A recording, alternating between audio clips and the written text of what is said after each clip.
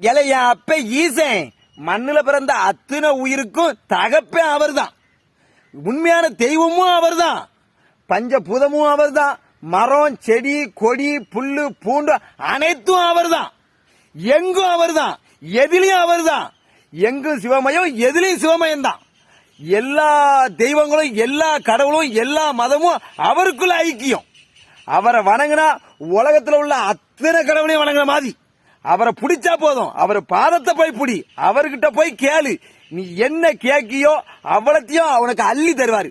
அவர் உன்கிட்ட கேட்கறது உன்னோட அன்பை மட்டும்தான். அன்பு நிறைஞ்ச பக்திய மட்டும்தான். அவரை வணங்கணும்னா நான் இது சாப்பிட்டேன், அது சாப்பிட்டேன், நான் அப்படி இருக்கேன், இப்படி இருக்கேன், அதெல்லாம் இல்ல.